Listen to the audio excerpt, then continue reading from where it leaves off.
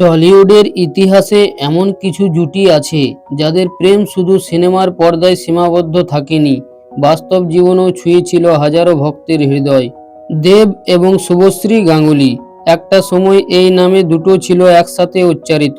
হিটের পর hit cinema, romantic গান আর বাস্তব জীবনের প্রেম, কিন্তু হঠাৎ করেই সেই সম্পর্ক ভেঙে গেল। কেন, কি হয়েছিল তাদের মধ্যে, আর আজ তারা কোথায় দাঁড়িয়ে? আজকের ভিডিওতে জানবো দেব ও শুভশ্রীর সম্পূর্ণ বাস্তব প্রেম কাহিনী নিয়ে। তো বন্ধুরা, ভিডিওটি শুরু করার আগে আপনাদের কাছে একটা অনুরোধ, যদি চ্যানেলটিতে নতুন হয়ে থাকেন তাহলে একটা লাইক, কমেন্ট এবং শেয়ার করতে ভুলবেন না। সাথে আমাদের নতুন চ্যানেল এপি সিনেটিক বাংলা চ্যানেলটি সাবস্ক্রাইব করুন এবং পাশে থাকা বেল আইকনটি প্রেস করে রাখুন আরও নতুন নতুন ভিডিও দেখার জন্য। তো বন্ধুরা, এবার ভিডিওর টপিকে যাওয়া যাক। 2008 থেকে 2009 সালের সময় টলিউড তখন নতুন হিরোদের খুঁজছে। দেব ইতিমধ্যেই আই লাভ ইউ ছবির মাধ্যমে জনপ্রিয়তা পেয়েছেন। অন্যদিকে শুভশ্রী গাঙ্গুলিও ইন্ডাস্ট্রিতে নিজের জায়গা তৈরি করেছেন।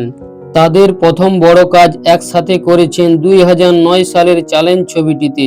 এই ছবিতে বদলে দেয় দুজনের কেরিয়ার। দর্শক প্রথমবার দেখলো এক ফ্রেশ, প্রাণবন্ত জুটি। স্ক্রিনে তাদের কেমিস্ট্রি এতটাই স্বাভাবিক ছিল যে দর্শক ভাবতেই শুরু করে, এরা কি শুধুই সহ অভিনেতা? চ্যালেঞ্জ ছবিটির পর একের পর এক সিনেমা করেছেন এই জুটি, যেমন পরাঞ্জয় জ্বলিয়ারি, রোমিও, খোকাবাবু, খোকা 420 ইত্যাদি। প্রতিটি ছবিতে হিট জুটি হয়েছেন দেব ও শুভশ্রী। শুটিং সেটে ধীরে ধীরে বাড়তে থাকে বন্ধুত্ব, এবং বন্ধুত্ব থেকে ভালোবাসা।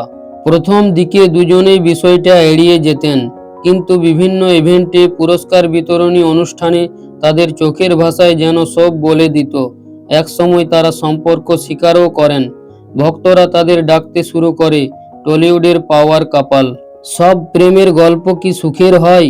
সময়ের সাথে সাথে বদলাতে থাকে পরিস্থিতি। দেব রাজনীতিতে যোগ দেন, তিনি তৃণমূল কংগ্রেসের সাংসদ হন। রাজনীতিতে ব্যস্ততা বাড়ে, শুটিং কমে যায়। অন্যদিকে শুভশ্রী তখন নিজের কেরিয়ারে মনোযোগী, তিনি আরও বড় বড় প্রজেক্টে কাজ করতে চান। মিডিয়ায় শোনা যায় সময়ের অভাব, মতের অমিল, কেরিয়ার নিয়ে আলাদা দৃষ্টিভঙ্গি। ধীরে ধীরে দূরত্ব তৈরি হতে থাকে। সোশ্যাল মিডিয়ায় একসাথে ছবি কমতে থাকে, একসাথে পাবলিক অ্যাপিয়ারেন্সও কমে যায়, এবং অবশেষে তারা আলাদা হয়ে যান। কেউ সরাসরি দোষারোপ করেননি কাউকে, তারা দুজনেই বিষয়টা খুব ম্যাচিওরভাবে হ্যান্ডেল করেন।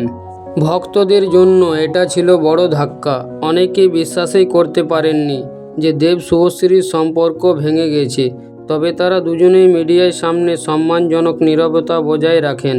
এটাই তাদের সম্পর্কের সবচেয়ে সুন্দর দিক। বিচ্ছেদও কোনো কাদা ছোড়াছড়ি নয়। 2018 সালে শুভশ্রী গাঙ্গুলি বিয়ে করেন পরিচালক রাজ চক্রবর্তীকে। তাদের সংসারে আসে পুত্র ইয়োভান এবং পরবর্তীতে কন্যা ইয়ালিনী। আজ শুভশ্রী একজন সফল অভিনেত্রী, একজন মা এবং একজন প্রযোজক পরিবারের সদস্য। তিনি এখনও সিনেমায় কাজ করেছেন, ওয়েব সিরিজও নিজেকে প্রমাণ করেছেন। দেব আজ শুধু অভিনেতা নন, তিনি একজন সফল প্রযোজক ও রাজনীতিবিদ। ঘাটাল থেকে সাংসদ হিসেবে কাজ করেছেন, একই সাথে সিনেমায় কাজ করেছেন। প্রজাপতি, বাঘা যতীন ইত্যাদি ছবিতে তার অভিনয়ে নতুন যাত্রা পেয়েছে। তার ব্যক্তিগত জীবন নিয়েও আলোচনা হয়। অভিনেত্রী রুক্মিণী মৈত্রের সঙ্গে তার সম্পর্ক নিয়েও গুঞ্জন রয়েছে। ভক্তদের মনে এখনও একটা প্রশ্ন, তারা কি আবার একসাথে পর্দায় ফিরবেন? দুজনে একাধিকার বলেছেন ভালো স্ক্রিপ্ট পেলে তারা একসাথে কাজ করতে আপত্তি করবেন না, অর্থাৎ সম্পর্ক ভাঙলেও পেশাদারিত্বে কোনো তিক্ততা নেই। দেব ও শুভশ্রীর প্রেম কাহিনী আমাদের শেখায় সব সম্পর্ক বিয়েতে গিয়ে শেষ হয় না। কিছু সম্পর্ক আমাদের জীবনের একটি অধ্যায় মাত্র, যা শেষ হলেও স্মৃতি হয়ে থাকে। আজ তারা দুজনেই নিজেদের জীবনে সফল, নিজ নিজ পথে এগিয়ে গেছেন। তাদের গল্পটা হয়তো শেষ, কিন্তু ইতিহাসে তাদের জুটি অমর।